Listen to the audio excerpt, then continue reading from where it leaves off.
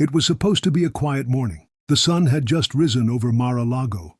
President Trump was standing by the window, a cup of coffee in his hand, watching the waves roll in. There was a knock at the door, not the kind that echoed with urgency, but the soft knock of someone small. His aide opened it gently. "Mr. President," she said, "there's someone here to see you, Elon Musk and his son." Trump turned slowly. "Elon?" he repeated. "Didn't expect him today?" A moment later, Elon Musk stepped in. But what caught Trump's eye wasn't the billionaire. It was the boy, no taller than the chair in the corner, standing beside him, holding something wrapped in a simple brown cloth. The boy's eyes sparkled with something more than curiosity, innocence, or maybe purpose. Like he knew something nobody else did. Trump gave a half smile. "Well, hello there." The boy didn't answer right away. He just walked forward, clutching the bundle tightly in both hands. Then he stopped, looked up at Trump, and asked quietly, "Do you think someone can still be good, even after they've been hated by the whole world?" The room went still. Trump blinked. Elon cleared his throat, stepping forward. "He's been asking that question all morning."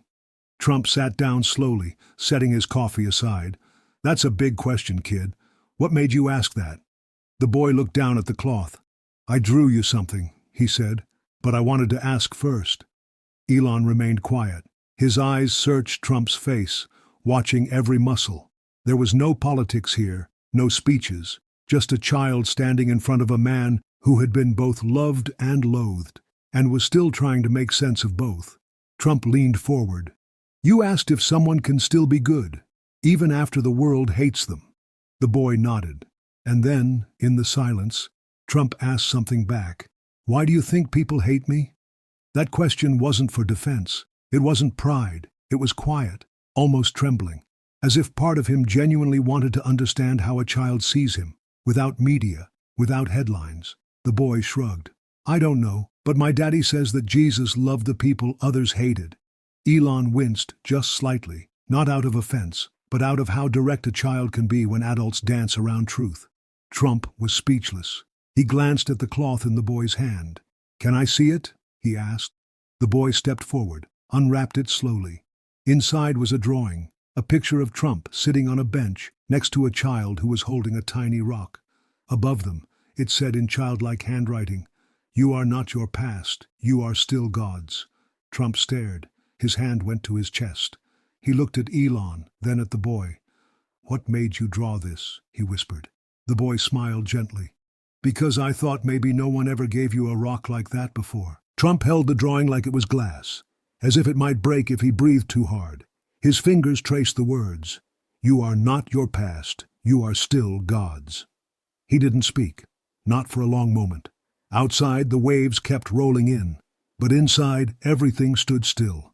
Finally, he looked at the boy. "You said, a rock like that," Trump said, voice softer than anyone in the room had heard. "What does the rock mean?" The boy smiled. His tiny hand reached into his coat pocket and pulled out a small, smooth stone. Nothing fancy, just a round, palm-sized piece of earth, white with a faint golden shimmer in the morning sun. "This," the boy said, "is from the place where I pray." Trump's brow furrowed. "And what do you pray for?" The boy looked up at him, eyes sincere, voice quiet. "That grown-ups remember what Jesus said, about forgiving, about starting over, about not throwing stones." Trump swallowed. His eyes flicked to Elon, who was still silent, watching this unfold like even he didn't expect his son to say such things.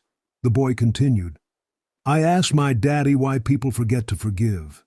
He told me that sometimes grown-ups carry too much hurt, and they don't know how to put it down." Trump's gaze fell to the stone in the boy's hand. "And what am I supposed to do with that?" he asked, half curious, half resigned. The boy reached up and placed it gently in Trump's palm. "You keep it, but only if you promise not to throw it." Trump chuckled quietly, shaking his head. "Kid, you're something else." Then the boy did something that startled everyone. He stepped forward and gave Trump a hug. It wasn't rehearsed, it wasn't planned. He just wrapped his small arms around the former president's waist, like he had known him for years, like he didn't care what the world had said about him. Trump didn't move at first. His arms stayed by his side, and then slowly, hesitantly, he hugged back. That's when he said it.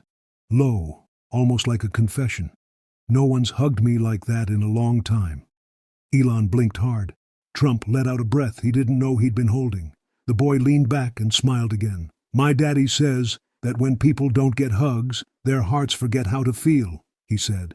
"But Jesus gave hugs with his words." Trump looked down at the rock in his hand and then at the drawing again. "And what if people think I don't deserve it?" The boy didn't hesitate. "Then maybe they forgot who Jesus came for." That question, that one sentence, didn't just hit Trump. It hangs in the air now, doesn't it? What if we've forgotten who Jesus came for? And what if this child, this boy, was just reminding us? Trump sat down slowly, still holding the stone in his hand. It felt heavier than it looked, not in weight, but in memory, in meaning. He stared at the boy, then at Elon. "He always talked like this?" Elon gave a half smile. "Only when it matters." There was a long pause before Trump spoke again.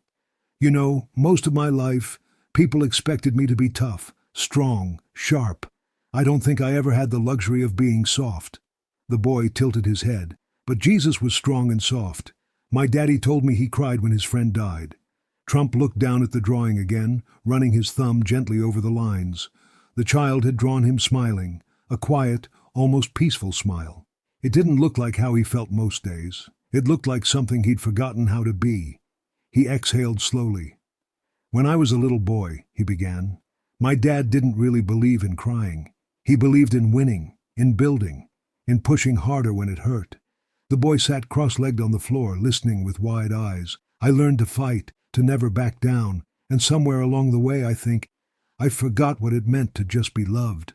The room fell silent. Elon stepped forward just slightly, his voice low and gentle. "Sometimes we build walls because the world teaches us it's safer than being seen." Trump nodded. "And then one day, you look around and realize the walls didn't just keep the world out, they kept you in." The boy looked up. "But God sees through walls." Trump chuckled under his breath. "You sure you're 5? The boy grinned. "Almost 6. They all laughed lightly, but the laughter quickly faded back into something quieter, deeper. Trump held up the stone again. "You said this came from a place where you pray. Do you think it means something? That it's supposed to change something?" The boy nodded seriously. "It's not magic, it's a reminder." "Of what?" "That God never stopped believing in you, even if you forgot how to believe in yourself." Trump looked at him for a long time. His expression was unreadable, somewhere between awe and ache. Then he asked something no one expected. "Do you think it's too late for me?" The question hung in the air like smoke, heavy, lingering, dangerous to answer. The boy stood up, walked closer, and whispered something so quietly that only Trump could hear it. Trump's eyes widened, his lips parted slightly, and for the first time in a long time, they trembled. He didn't repeat what was said. He just nodded slowly, as if something had just cracked open inside him. Trump leaned back, eyes fixed on the child like he was seeing something the rest of the world had missed. Elon looked over, curious. "What did he say to you?" Trump didn't speak. Not yet. He stared down at the drawing again. The simple sketch of him on a bench with a child beside him, holding a rock. The words above it had taken on new meaning now. "You are not your past. You are still God's." Finally, Trump looked up. His voice cracked a little as he said, "He told me, God still calls you by your name, not your mistakes." Elon closed his eyes. The boy stood still, silent, like he knew it wasn't his time to speak anymore. He had delivered the message. Now it was doing what it was meant to do. Trump looked out the window for a long moment. "You know, I've had power, I've had money, I've had the world talk about me, cheer for me, curse me. But in all of that, no one ever told me that." There was a long pause. "People think I'm stone, but I bleed just like anyone else." Elon sat down across from him.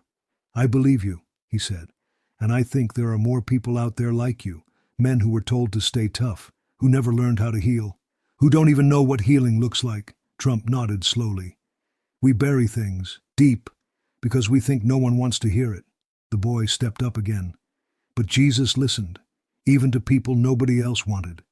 That sentence opened something in the room, like a window that had been shut for decades. Trump looked at Elon. "You ever wonder if our sons are supposed to teach us more than we teach them?" Elon smiled faintly. I'm learning that every day. Trump took a deep breath and looked down at the stone once more. You know, people tell stories about me. Big ones, loud ones. But no one ever talks about the boy I used to be. The kid who just wanted his dad to say, I'm proud of you. There was silence, and then the boy said, almost without thinking, I'm proud of you. Trump froze. He turned his head, slowly, not sure if he heard right. The boy repeated it, I'm proud of you. This time Trump didn't blink. His eyes welled up, and in the quiet of that golden morning light, a man the world saw as a symbol of power was just a fatherless boy hearing the words he always needed from someone who still believed in miracles. Trump looked down, his fingers curled tightly around the smooth stone. His voice dropped to almost a whisper. You're proud of me? For what? The boy climbed onto the couch beside him, small legs dangling off the edge. For not turning away? Trump turned his head, stunned. Turning away from what? From the question. Elon leaned forward, resting his elbows on his knees, listening intently. The boy continued. Most grown-ups get scared when you ask them something deep. But you didn't run away. You listened. That's brave. Trump looked out the window again as if trying to hide the shimmer rising in his eyes. It doesn't feel brave. It feels like I've been waiting for this conversation my whole life. Elon nodded. That's how you know it matters. Trump exhaled, long and slow. You know, people always ask me about my legacy, what I'll be remembered for. But no one ever asked what I wanted to be remembered for. The boy tilted his head. What do you want to be remembered for? That question hit harder than any interview, any debate, any press conference, because it came from someone with no agenda, just curiosity, pure and unfiltered. Trump leaned back in his chair and stared at the ceiling. Maybe I want to be remembered as someone who still had a heart, even after everything, even after the world tried to convince him to stop feeling. The boy thought for a moment. Then you should start using it again, like now. Trump chuckled through the lump in his throat. It's not that easy. But it is, the boy replied. Jesus said to love your enemies. That's not just about them. It's about your own heart not turning cold. Trump nodded slowly. You're right. But how do you start? The boy smiled. You sit on the bench. Trump raised a brow. The bench? The boy pointed to the drawing again. That bench. In the picture. It's where people go to forgive, to let go, to remember who they really are. Trump looked down at the image of himself, hand resting on the child's shoulder, a stone in the boy's palm. You think if I really sat on that bench, Trump said slowly, if I really opened my heart again, it would change anything? Elon looked at him, steady and calm. It already has. Trump swallowed hard. You think people would believe it? Elon shook his head gently. It's not about them. It's about you. And one small voice already believed in you enough to come here. The boy whispered, and I still do. For the first time in decades, Trump looked like he didn't want to fight the silence. He let it sit with him. He let it heal something. And deep in his heart, something whispered back, maybe, just maybe, there's still time for peace. Trump stood up slowly, holding the stone and the drawing in his hands like sacred relics. He walked to the window, sunlight streaking across his face. Behind him, the boy sat quietly, swinging his feet. Elon stayed still, as if afraid to disturb something that was finally beginning to heal. Trump spoke without turning around. There was a letter I once wrote, but never sent. Elon looked up. To who? Trump paused. To myself. When I was a boy. I never showed it to anyone. Not even Melania. The boy tilted his head. What did it say? Trump turned and leaned against the window frame. It said, you don't have to be perfect. You just have to keep going, even when you're tired, even when no one sees. He looked down, voice quieter. I was tired even then. Elon stood now, walking beside him. Why didn't you send it? Trump shrugged. Because I didn't think that boy would believe it. The boy stood and walked to him. I would have.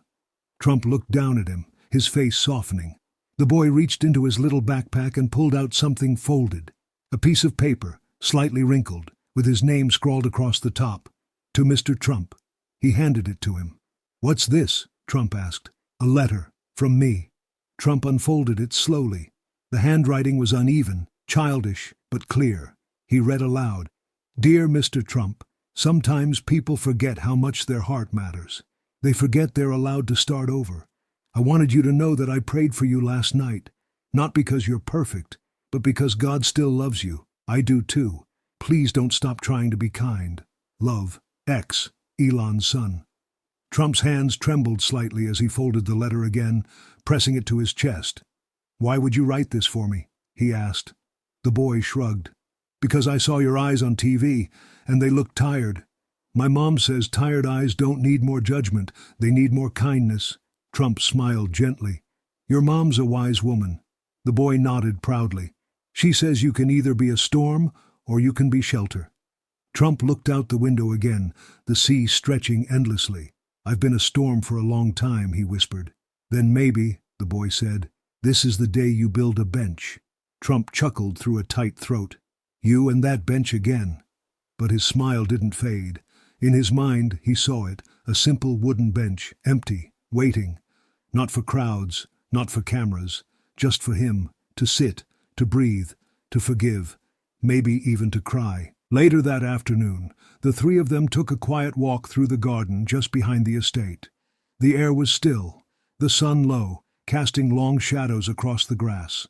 The boy walked ahead, skipping lightly, as if unaware of the gravity his small voice had carried all morning.